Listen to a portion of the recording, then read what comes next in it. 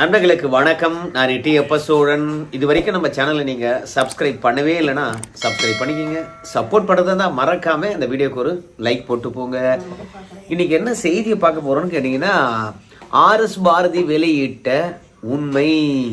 இதுக்கு விஜய் அவர்கள் தூக்கு மாட்டிக்கிட்டு சாகலாம். என்னப்பா சொல்கிறேன் அப்படின்னு கேட்குறீங்களா? இப்பேற்பட்ட கட்சியை தனித்து நிற்கிறேன், தன் தலைமையில் ஒரு கூட்டணி போட்டு நிற்கிறேன் அப்படின்னு சொல்லிட்டு மீண்டும் வெற்றி பெறத்துக்கு உதவினாருன்னா விஜயை பொறுத்த வரைக்கும் தூக்கு மாட்டிக்கிட்டு சாகலாம். ஏன் இவ்வளோ கடுமையான வார்த்தை அப்படின்னு கேட்பீங்க.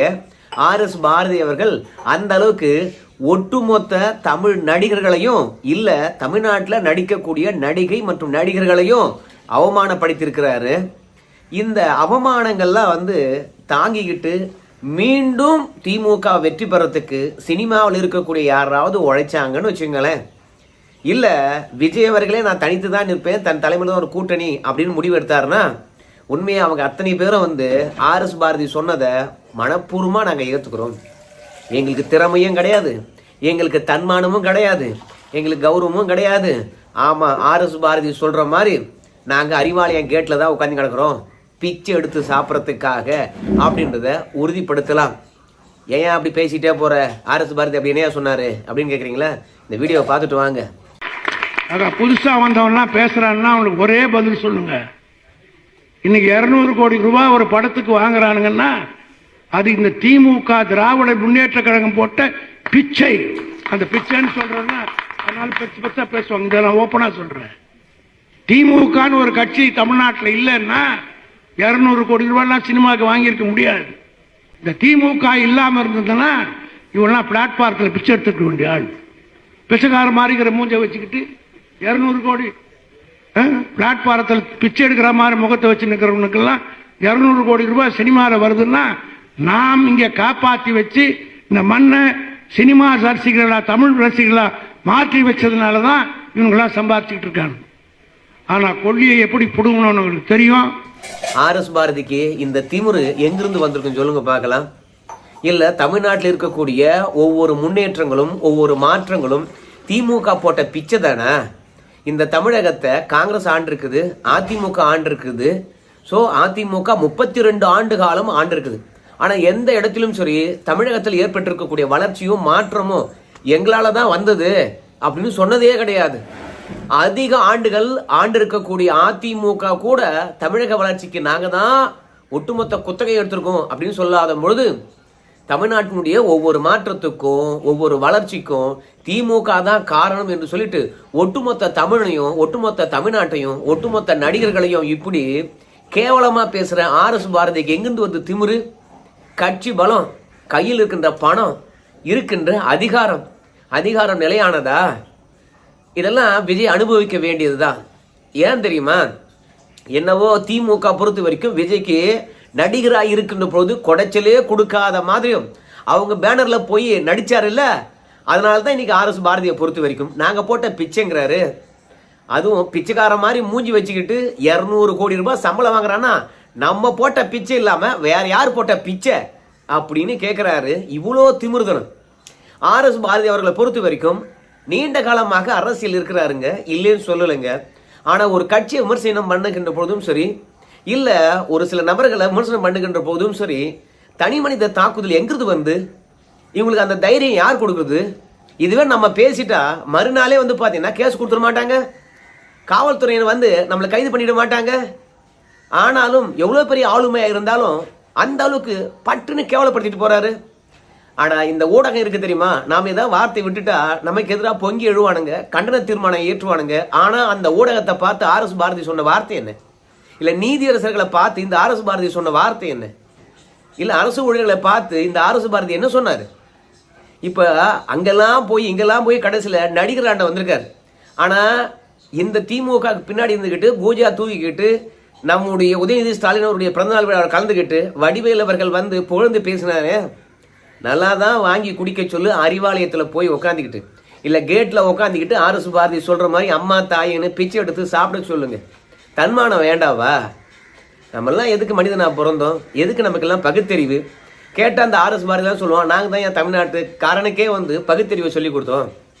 நாங்கள் தான் வேட்டி கட்ட சொல்லி கொடுத்தோம், துண்ட தோல்ல போட சொல்லி கொடுத்தோம், நாங்க வந்த பிறகுதான் இந்த மாற்றமே ஏற்பட்டுச்சு அப்படின்னு சொல்லிட்டு பட்டியலினத்தவர்கள் இருந்து படிச்சவன் வரைக்கும் இந்த திமுக காரன் அவமதிக்காத நாளும் கிடையாது, அவமதிக்காத ஆளும் கிடையாது. ஆனாலும் அவங்ககிட்ட தான் போய் ஒட்டிக்கிட்டு இருக்கானுங்க. இந்த தைரியம் எங்கிருந்து வந்தது? கமலஹாசனை பொறுத்த வரைக்கும் உண்மையாகவே சூடு சோறுன உள்ளவன், கோபம் உள்ளவன்னா கேட்கணும்.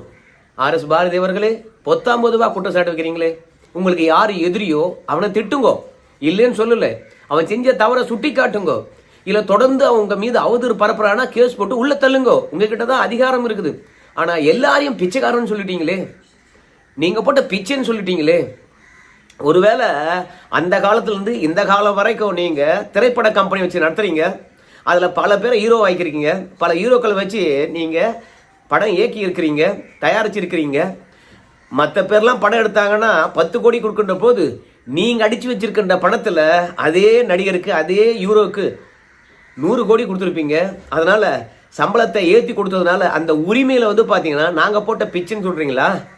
அதுலயும் RS பாரதியை பொறுத்த வரைக்கும் இந்த நடிகர்களை பற்றி குறிப்பிடுகின்ற போது ஏன் இவ்வளவு ஆவேசப்படுறாருன்னு கேட்டீங்கன்னா, இந்தியாவில் மற்ற மாநிலங்கள் இருக்குல்ல, அந்த மாநிலத்துல எல்லாம் வந்து இந்தி ஆக்கிரமிப்பு செய்து கொண்டு விட்டதாம். இப்ப மராட்டியன் வந்து பாத்தீங்கன்னா மராட்டிய மொழியை தூக்கி பிடிப்பான். ஆனா அவன் மொழியில திரைப்படம் இருக்குதா அப்படின்னு கேட்டீங்கன்னா கிடையாது. ஆனா தமிழ்நாட்டுல தமிழ் மொழி, தமிழ் திரைப்படம்னு இருக்குது, தமிழ் திரைப்பட துறைன்னு இருக்குது. அதுக்கெல்லாம் காரணம் யாரு? திமுக தான். திமுக மட்டும் இங்க இல்லைன்னு வச்சுங்களேன், இங்கும் இந்தி படம் வந்திருக்கும், இங்கும் இந்தி படம் தயாரிச்சுப்பாங்க, தமிழ் படம் ஓடுவதற்கான இடமே இருந்திருக்காது. ஆனா நாங்க தான் தடுத்து நிறுத்தி தமிழ் படத்தை வந்து பாத்தீங்கன்னா காப்பாற்றி வச்சிருக்கோம். நாம மட்டும் இல்லை என்றால் ஒட்டுமொத்தமாக பிச்சை எடுதான் இருந்திருக்கணும். தெருவுல ரோட்ல பிச்சை எடுக்கக்கூடியவ இவனுங்க 200 கோடி சம்பளம் வாங்கிட்டு வந்து நமக்கு எதிராக அரசியல் பண்றானுங்களா? இவனுங்கெல்லாம் எப்படி தட்டணுமோ அப்படி தட்டணும், கவலைப்படாதீங்க. அப்படி தட்டி விடலாம், கவலைப்படாதீங்க. இவனுங்கெல்லாம் ஒரு அட்டை, இவங்க நமக்கு எதிராக நிக்க முடியாது. அது மட்டும் கிடையாது, SIR பற்றியும் பேசுறாரு நம்ம RS பாரதி அவர்கள். நாம செய்ய வேண்டிய வேலையை செஞ்சிட்டோம், நாம தான் வெற்றி பெறுவோம். மோடிக்கு உளவுத்துறை ரிப்போர்ட் தந்திருக்கோம். SIR விஷயத்துல திமுக செய்ய வேண்டியதுல செஞ்சாச்சு. ஆனா தமிழ்நாட்டுல நம்முடைய வேலைகள் எடுபடாது. அதனால ஒரு வார காலம் எக்ஸ்டெண்ட் பண்ணியா, இந்த ஒரு வார காலத்திலேயாவது ஏதாவது SIRல பண்ண முடியுமான்னு பார்க்கலாம் அப்படின்னு சொல்லிவிட்டு தான் SIRக்கு கால நீட்டிப்பை செஞ்சிருக்கிறாங்களாம். ஆனா திமுக SIRல செய்ய வேண்டிய வேலையெல்லாம் செஞ்சாச்சா அப்படின்னு கேட்டீங்கன்னா கண்டிப்பாக SIRல செய்ய வேண்டிய வேலையெல்லாம் திமுக செஞ்சிச்சுங்க. எங்க ஊர் கிராமம், அதுல ஒரு 1800 ஓட்டு இருக்குது. இந்த 1800 ஓட்டையும் அங்க இருக்கக்கூடிய பூத் லெவல் ஆபீசரை பொறுத்த வரைக்கும் வீடு வீடா போய் அப்ளிகேஷன் கொடுத்துட்டாரு. ஆனா திமுக காரணங்க 2000 ரூபாய் கட்சிக்காரனுக்கு ஒருத்தனுக்கு கொடுத்து BLO கொடுத்துருக்கக்கூடிய அப்ளிகேஷனை போய் குழப்பம் பண்ணுங்க. நீங்க ஒரு அப்ளிகேஷன் கொடுங்க வீடு வீடா போயிட்டு. அப்போ எந்த அப்ளிகேஷன் கொடுக்கணும்னு தெரியாம மக்கள் தவிப்பாங்க.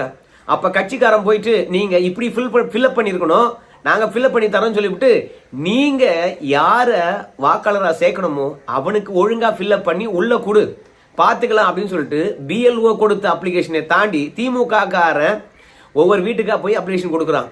அந்த அளவுக்கு வெறுமனே வாக்காளரை சேர்க்கறதுக்கே வந்து ஒவ்வொரு கட்சிக்காரனுக்கும் 2000 ரூபாய் கொடுக்குறான்.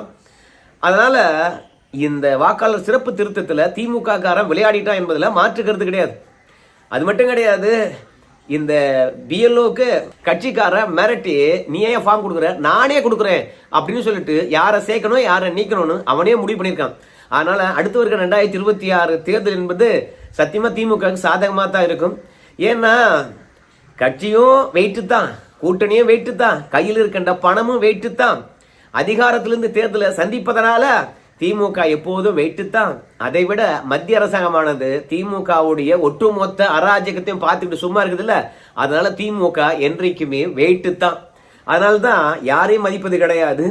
விஜயை பொறுத்த வரைக்கும் கலைஞரை புகழ வேண்டியது, அப்புறம் ஸ்டாலின் ஐயா புகழ வேண்டியது, உதயநிதி ஸ்டாலினை புகழ வேண்டியது, அதன் மூலமாக ஒரு 4 படம் கிடைக்குன்னு சொல்லிவிட்டு அவங்க பின்னாடி சுத்த வேண்டியது. ஆனா இன்னைக்கு நான் போட்ட பிச்சை, அதுலயும் பிச்சைக்கார மாதிரி மூஞ்சி வச்சுக்கிட்டு அப்பப்பா RS பாரதி இப்பெல்லாம் பேசவே கூடாதுங்க.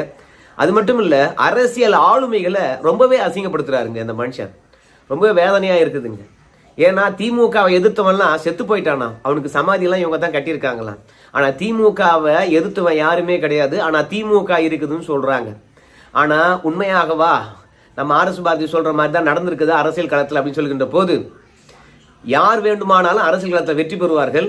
ஆனால் திமுக தன்னுடைய சொந்த பலத்தில் வெற்றி பெற்றது கிடையாதுங்க. எதிர்கட்சி வரிசையில் இருக்கிறவங்க ஒன்று ஊழல் செஞ்சு உள்ள போயிடுவாங்க. அப்போ எதிர்கட்சி பலவீனமாக இருக்கும், அப்பதான் திமுக ஜெயிச்சிருக்கும். அப்படி இல்லையா, எதிராக இருக்கக்கூடியவங்க செத்தே போயிட்டு இருப்பாங்க, கட்சி 4-3 உடைஞ்சிருக்கும், அப்பதான் திமுக ஜெயிச்சிருக்கும். எந்த ஒரு வருஷத்துல திமுக மக்களுடைய ஆதரவை பெற்று வெற்றி பெற்றிருக்குது அப்படின்னு சொல்லிட்டு திமுக சொல்லுங்க பார்க்கலாம்.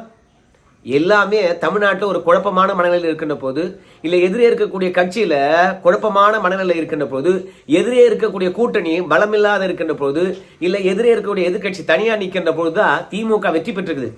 திமுக இருந்த தலைவர்களுக்கும் மக்கள் செல்வாக்கு கிடையாது, திமுகவுக்கும் செல்வாக்கு கிடையாது. புதுசா தலைவர்களாக கொண்டு வராங்க பாரு, அவங்களுக்கும் செல்வாக்கு கிடையாது. எங்களுக்கு தான் செல்வாக்கு இருக்குது, நாங்க தான் வெயிட்டான கட்சி அப்படின்னா என்னைக்காவது தனித்து நின்று இருக்குதா?